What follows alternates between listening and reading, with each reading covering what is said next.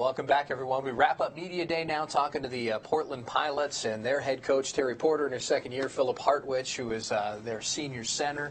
And, Coach, welcome, and talk to us about this season, your second year, and what you would expect out of the Pilots after, boy, it was up and down last year with Wittering going down and so forth. Yeah, so we obviously, we started off really well last year and then had some injuries that really kind of hurt our momentum a little bit. So that was kind of disappointing. But I think the guys really just came in every day and competed the rest of the way, and we were able to get a win here as well in our tournament. So that was, again, an excitement and a fun way to end the season and finish on a high note going into the summer. So in regards to this year, I'm very excited about this year. We had a turnover of our roster. We feel good in areas that we felt we need to have some improvement. Speed-wise on the perimeter, I thought we got some good speed on the perimeter. Shooting was good, ball handling, and we continue to challenge the guys who are returning. Phil here, in regards to his ability to become more of a rim protector. He led the conference in blocks, be a good rebounder, then work on his offensive skills. So I'm very excited about this year's team. We've had 2 weeks of practice now, and they've done a great job in regards to everything that we've asked from a coaching standpoint in regards to what we feel are important areas for us to be successful. So, Coach, there are 2 teams in the WCC that I don't know how good you're going to be. It would be Pacific and you guys. Mm-hmm. So I want you to tell our audience a little bit more, elaborate on your new players. And I also know that 2 of your sons will be joining the roster as well. So tell people who may not be familiar with a lot of the new guys that you're bringing on.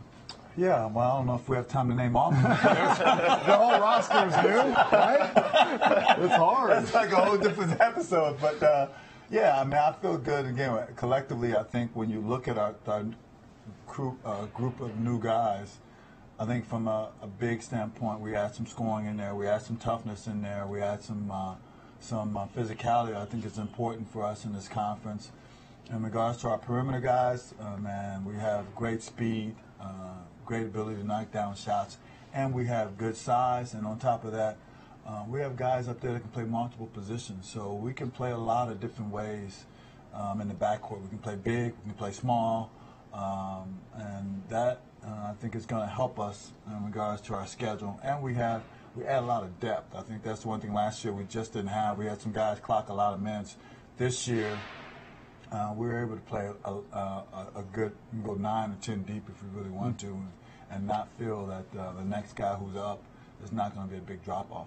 Philip, what I've read about you guys is you went to England this summer, right, as a team and played. Yes, and it seems like you got better with all the things that Terry had just mentioned, that wanted to see a little more offense and shot blocking ability. Yeah. So we went to London for our foreign tour. We spent 2 weeks there and played against a couple of local teams, and actually they were the champions, right? Like Leicester Riders? Yeah, they were the champions. So we got the opportunity to get some games under our belt for an inexperienced group. That's always huge. And it was just a great opportunity. So there's got to be a lot of minutes up for grabs. And, you're a senior, Philip. You've been through a lot, coaching change. Mm-hmm. What are you looking forward to most in your senior year? And are you going to get some more minutes this year? Are you impressing, Coach? I mean, hey, I hope so. I'm looking forward to playing with a whole new group of people.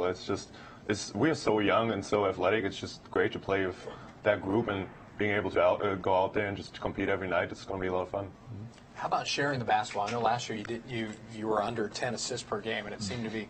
And I know with Wittering going out and that you played a lot. But do you think you'll have a chance to share the basketball more, or will you put emphasis on sharing the basketball more this season? Yeah, I think when you look at last year's group, it's just we had 13 turnovers and 10 assists. So that's what we did. We finished off.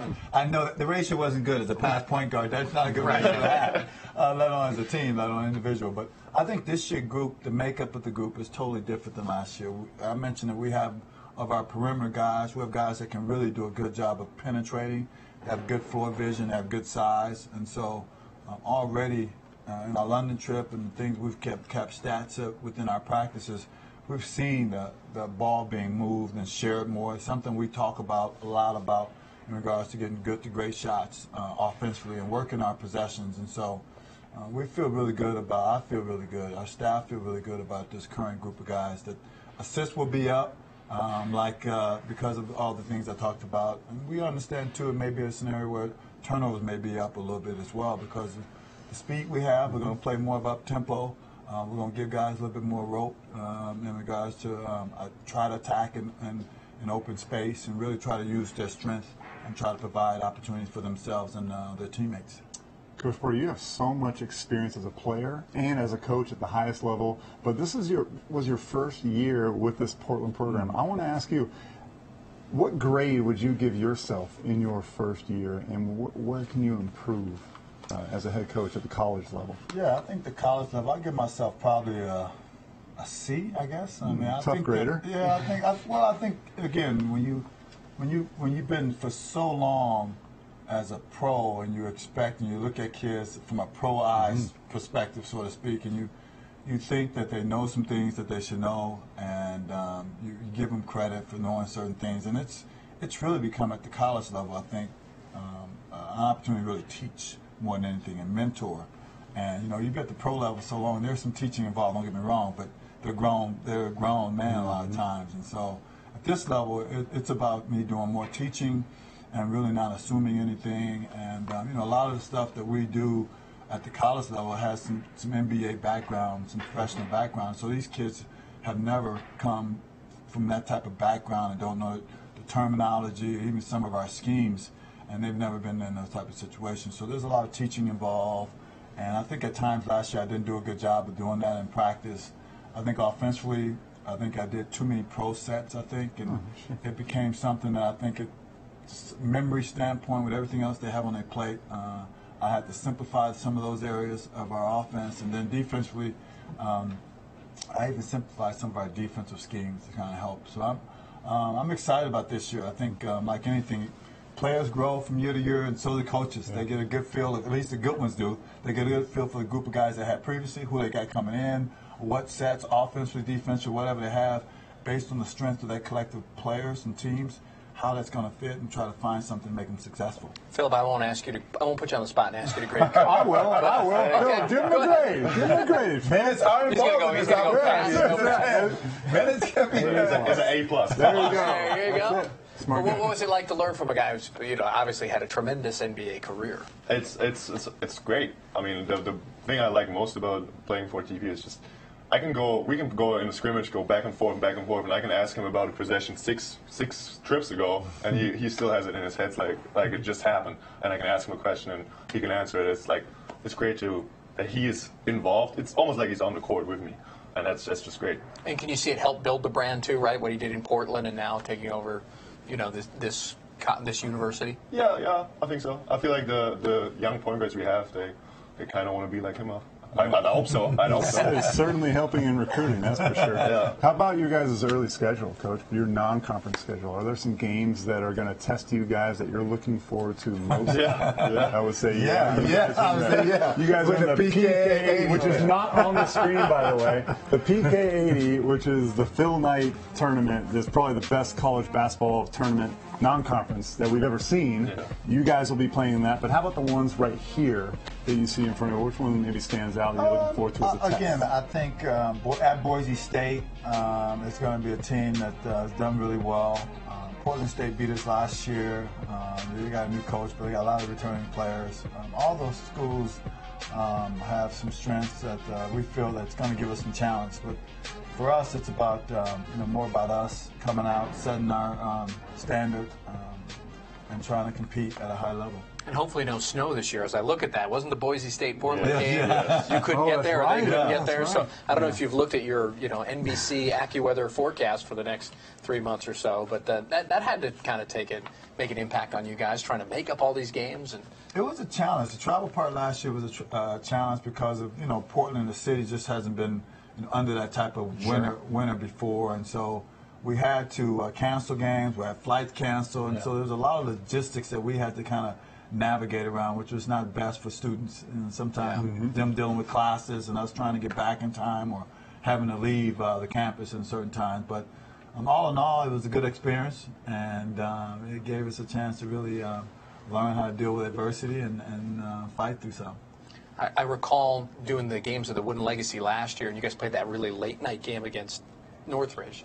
But one of the things we always talked about in those games was how good your recruiting class is been rated. I think Hoop Scoops had it in the top 10. Do you see that with your two kids and then the kids that you have coming from Southern California? At least one of the kids, JoJo Walker coming from Southern California. Can you talk a little bit about, are those guys overrated, underrated, or you don't put too much stock in ratings? Look, I like the ranking system. I was a no-rank player, and I turned out pretty good. Right. It didn't matter. So that's, it's like anything in today's. What I like about them, forget the ranking, is each one has something that I looked at and said, okay, he would be a great addition to our team. His ability to penetrate, his quickness, his ability to shoot the ball. I think when you look at the rankings as the rankings, but you have to look at the overall makeup of your team, and you have to see, okay, where's the needs are. Where the needs are for us. And for us, from a perimeter standpoint, we needed guys that could shoot it and can take care of it and can drive it and can get by guys. And I feel that our perimeter guys can do that now. And it's not something where I have to manufacture every play or every shot. Sure. And now you have guys who just can go out and play. And that's the one thing I've learned in the pros. You got to give them some structure, but let them use their own strength and get out and provide opportunities. And Philip's hoping they can feed the post, too. Yeah. Can they feed the post? So far, they've had no problem feeding the post. They found them. I'll kick it out, too. Feed the big boys. Yeah, well, we're going to show some footage of you fighting your way through last year against San Diego. I'm trying to look at, where was that? Philip said that in the first two games against San Diego that he didn't play, and then you played him in the WCC tournament, and that's when you got the win. He says he was the key. Is that true? That's basically what I'm saying. Yeah, that's basically what he's saying. Okay. Let's see what happens. I'm going to play him a lot this year. Yeah. Let's see that ratio. Let's see how that ratio goes. So we got it's on film. It's on film. Well, thank you, gentlemen. We appreciate it. Safe travels back to Portland, and good luck this season. When doing battle, and hopefully you'll have a rise in the WCC standings in Terry's second year. Yeah, we look forward to it. Rise. Yep. All right, back to wrap things up after this from Orleans Arena.